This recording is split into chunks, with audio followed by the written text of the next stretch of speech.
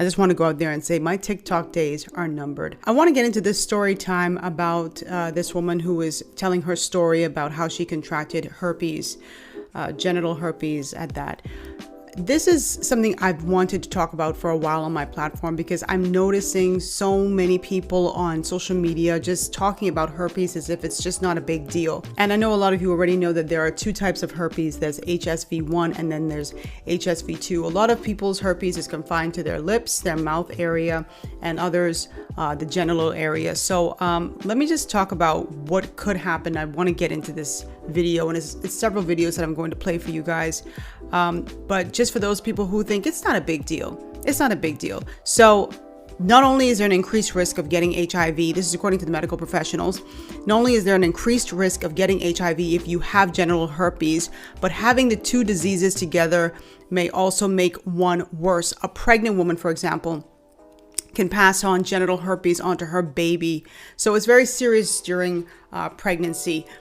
So let's not act like it's not a big deal. And again, when you have your outbreak and you're in pain and it's uncomfortable, and yes, unfortunately, there's a stigma surrounding it, you know, it can really lead to some dark thoughts for a lot of people, depression, you know, not wanting to date anymore because you have it. Anyway, let's just go right into this video. I don't want to, the purpose of this video is not to make fun of anyone, because I watch some people when they do reactions to individuals who have herpes and they make fun of them. I'm not interested in making fun of anybody. This is very serious. And because it's serious and I'm not making fun of it, I need people to understand how serious it is to have herpes. Regardless of whether you haven't had an outbreak or your symptoms were mild, it's still a serious disease. It's an STD. And a lot of people don't want it. Story time of how I found out my boyfriend gave me herpes. Before I start, I will just say I'm going to leave my age and the time frame of when this happened out of this story to protect everyone, his identity in this, because though he gave me herpes, I am not going to violate his privacy. And it just, if I told my age, it would be too easy for people to connect the dots and figure out who it was. But with all that out of the way, let's get into it. Okay, so first of all, let me just stop right here and say she's really kind, because I don't know that I would be so kind if someone passed herpes on to me. Boy, you're a nice lady. Let's go. This guy and I had been dating for, I want to say like a month and a half at this point. We were obviously very active, if you know what I mean. And so I had this bump pop up on my hoo-ha. Okay. And like, it was one bump, right? Like, I didn't think anything of it. I was like, oh, this must be an ingrown hair, or maybe it's a pimple. I'm in there, you know, I'm like, you know, y'all know girls, how you sit on the toilet and you're like, what's going on down there? I was like squeezing it, nothing coming out, obviously. I didn't really think anything of it. Okay. Till it started to hurt. Like, I was in so much pain. I remember riding in the car with him, and I had on jeans, and the way the jeans, like the way it was hitting it, it hurt so bad. Like, I had to like readjust, like, you know, it was like shooting pains. And if you have herpes, you know, like, it's because it's like a nerve, right? Because it hurt, I was like, you know what, let me just go see about this. Let me go get it checked out. So I go to the gynecologist on the table. She looks at it. She's like, oh yeah, this doesn't look like anything. She's like, it honestly just looks kind of like an ingrown hair. It could be a cyst. She was like, but since you're here, I'll take a little swab of it. We'll send it off. If you don't hear from us, don't worry about it. If you do, oh, look at my hair smoking, y'all. If you do hear from us, then it could be, you know, something. And I'm like, okay. So at this point, I'm starting to get a little worried. Obviously, they call me back, like, within the week. And then I'm, like, panicking. I'm like, what is this? All kinds of things are going through my mind. My sister comes with me, right? Y'all, so we get in the office, the doctor's office, and she's like, hey, it actually is herpes. Why did my sister pass out? My sister passes out. Girl. It's also just funny because everyone in my family, because it's herpes. Pass her outer. Everybody, and she's probably scared. It's an STD, and it's an incurable STD. So she probably fainted because of that. Listen, I know some of you handle like STDs like it's nothing. Like, another herpes, syphilis, chlamydia, gonorrhea, no big deal. That's a big deal to a lot of people, especially if you cannot cure it. There have been people who have been told that they have HIV and they've passed out inside of the doctor's office. Okay? Passed out cold. Because it's incurable. Everyone in my, like, I am a passer outer. Everybody in my family knows, like, I don't like needles. I don't like blood. I will pass out. I know you're like, how do you have so many tattoos? It's different. It's different. We still laugh about that to this day. It's just like, girl, way to make this about you, you know? I'm just kidding. But anyway, so she passes out. She recovers. The doctor, like, gives me kind of the rundown on everything. She's, you know, and then asks me, like, do you know who it is? Like, they gave it to you. I was like, no, I know. So I don't cry or anything because I'm just in shock, right? Like, I'm just like, and I'm also angry. Very angry. She said she knew, like, I know, a month and a half that she's been dating this person. Let me ask you guys, when y'all getting to know one another and y'all are dating and you decide to be intimate, y'all don't go through like your my charts and all that stuff. Now, I know a lot of people, and it's been, of course, reported that herpes isn't that easy to test for. You have to be having a current outbreak and all that stuff, right? But there's some people who don't even bother to ask, like, do you have any diseases or anything like that? Like, they think that's just so offensive to ask somebody. They're asking these stupid questions about your sign and that sort of stuff and what you like to do. You thinking about being intimate with someone after a month or a month and a half, and you don't even bother to have them go get tested for things? Even if they weren't having a current outbreak, you still have your HIVs and whatnot. Like, you didn't think to at least have them tested? She's taking this very well. I don't know if it's for the camera. I don't think it's for the camera. I think she's just taking it very well. All right, girl. Just kind of like, this motherfucker. Like, that's how I was. So whatever, we leave there. I call him. I'm like, yeah, you need to leave work. You need to come have a little chit chat with me. Like, I'm like, you better come meet me right now. He gets in the car with me and I'm like, yeah, so this is what it is. He starts crying. He starts crying. Y'all know, you ever caught a man cheating on you? Or you confronted him about it and he starts doing his big one, like, you know, like, just, I'm so sorry. And it's just like, ugh, shut up. So he's crying, he's bawling, squalling, doing his whole thing. And I'm like, yeah, we need to just, he's like, I didn't know. And I was like, okay, well, you know, and he never, like, he also never went and got tested. But no, ma'am, you didn't make him go get tested.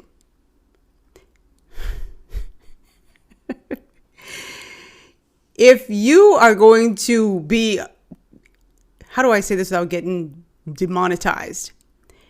Oh, if you're going to be intimate or you want to be intimate with me, I'm not going to leave it up to you to just go and get tested. I'm going to make you go get tested, and I'm going to go and get tested, and we're both going to get tested. And I need to see some results, and I'm not going to say, oh, he didn't even get tested. You didn't ask. It wasn't a requirement. This wasn't a requirement. Oh, he didn't even get tested. For what? He still got to have sex with you. Jeez. But he never, like, denied it. Like, he never said, I didn't give this to you, right? Like, he never denied it. So I was like, you know, I need some space. I need to think about this, yada, yada, yada. Still, up until this point, I've yet to cry. And then finally, I tell my mom and stepdad that evening. And that's when I finally cried, because it's like, you know, when you go to the therapist office or something like that, and they're like, how are you? And you're just like, not good. You know, like, then the waterworks come. Like, I finally felt safe enough to, like, cry. And I remember everyone was, like, really supportive and fine about it. But I remember specifically my stepdad. Like, whenever he was just like, dude, you're fine. It's okay. I believed him, you know, like I didn't really believe anybody else until my stepdad told me that. So thanks, Dad. We wind up getting back together because that man never respected my boundaries, and would just kind of, you know, force himself into my life until I finally would give in and be like, oh my God, like anything for you to just stop annoying me. So we go on to date for quite a while after. Again, he never gets tested. He never outright denies it. We eventually break up, whatever. He remains probably still to this day obsessed and in love with me. You know, through the years, he had, you know, he would message me like, no one will ever compare to you, blah, blah, blah, blah, blah. And that will be his karma, is looking for me and everyone he is with and never finding me. But we wind up hooking up a few years later, and I was like, you know, are you good? Like, anything going on? He was like, no, and I don't even think I have that. Like, look, see, there's nothing there. There's nothing there. And I'm like, yeah, dummy, because the thing about herpes is unless you are actively having an outbreak or in the shedding period, number one, no one would even be able to tell. Unless I had something going on, right? So, and you're also only contagious during that time, right? Which is also... That's not true. That is absolutely untrue. That is absolutely untrue. And it blows my mind that people don't understand these basics. That's what scares me about social media and people out here. Someone will hear this girl and say, oh, only if you're shedding, you can spread it. No, that's not true. This is, you know, even wearing condoms, it doesn't matter because it's a skin condition. So you rubbing up against somebody, you can't cover every single thing. So you can pass the disease on even if you're wearing a condom. And did she even say that she got back together with him, but did she even like let him go, like force him to go and get tested for other things? This gal. Also why it's kind of hard to, unless you specifically get a blood test for herpes, it's hard to diagnose. Like unless you actively have an outbreak and they take a little swab. Well, that's you true. Don't know. So he's that like, that part's there. true. And I'm you have to have some sort of outbreak in order for them to swab it and test it. Or the person can just tell you that they have it because they've had outbreaks before. For the ones who've had outbreaks, because, you know, people who haven't had outbreaks and they don't know, that's one thing. But if they've had outbreaks, and a lot of people have had outbreaks, they say so, then they would know. Oh, he was like, look, nothing's there. And I'm just like, oh my God, like whatever, like way to gaslight me about this. But also the thing about herpes is like, once you come in contact with it, I don't know. I'm not a doctor. Do your own research, please. But this isn't health class. Let's keep it pushing. But once you come in contact with it, you know, it's gonna start to show within a month, like 2 to 12 days, but within a month. And I hadn't been with anybody else but him. And I thought that, you know, it would never happen to me. I thought I was invincible. You hear about it happening to other people and you never think it's going to be you. And I thought that. I literally thought that. But that's essentially the details. I could talk all day about stuff and little things that I noticed and how there was a time that I thought maybe... There's a time that sticks out to me where he was kind of acting weird and I'm like, I wonder if that's the moment he gave it to me. Did I shame spiral about it, get depressed, abuse substances and alcohol for years and years and years until I finally came to terms with it? I don't know, maybe. But anyway, ultimately it's really not that big of a deal. It's never stopped anything. I know like a lot of people want more info about like what it's like. And so I will try to do more videos, but if you guys could just let me know specifically what you want to know, that way I can let you guys know. I can talk forever. She's a yapper. Okay, we can stop right there. Like I said, I'm not interested in shaming anybody. A lot of people who have herpes, a lot of them got the disease in their marriages or in monogamous relationships. But there are a lot of people who have been reckless with their health. They have been very reckless. They don't request, first of all, they're just having sex with people who they don't even know. These are people dealing with an incurable disease. I wouldn't wish herpes on anybody. I wouldn't wish HIV on anybody. I would wish none of this on anybody. But people have to also understand that they can't be going around doing reckless things. You're dating someone, you decide to become intimate, and you're not even, you don't care about your health enough to go and get tested. And we're talking about herpes today, But there are people who have HIV. They know they have it. They're not on any sort of drugs to keep their counts low. And they will pass that on to somebody deliberately because they know if I have to live with this, I'll pass it on to someone else as well. People are like that. Don't think that those kinds of people don't exist in the world. There are people who know they have herpes. They know they have it and they will still pass it on to somebody else because why should I have it by myself? What's her name? Sexy Red, the rapper Sexy Red made news because some guy was accusing her of burning him, basically giving him some sort of STD. Which one? I don't know. And she responds on, at least this is what her response was on when he confronts her on the phone. And she says, well, everybody gets burned. I got burned. Everybody gets burned. And it's like, wow. If she, in fact, did do that and she wasn't joking when she said that, it's disgusting to spread that around to somebody. My concern is mostly the fact that a lot of people just say, oh, it's no big deal. Yes, you can have a healthy life. Yes, you will make love to somebody else again. It's not going to stop that. But the fact of the matter is you have to do the responsible thing and disclose all the time. And you have people who are like, no, I don't want to date somebody who has herpes. So people are out there having to live with that stigma and that shame. There are some people who are on dating sites and they declare I have herpes in the title or, in their profiles because they want to know, like, listen, do you have a problem with it up front? Let me just put it up here. And I actually respect those people for doing that. It's the ones who hide it and spread it to people that I hate that. But I don't want, because, a lot of times kids will come across, when I say kids, like teenagers, that sort of thing, young adults will come across videos like mine. And I don't want them to think that, it's no big deal, because it is a big deal. You ask anybody with herpes. Say, you know what, if they had a cure, because you say it's not a big deal. If there were a cure, would you just decide to keep your herpes or would you cure it?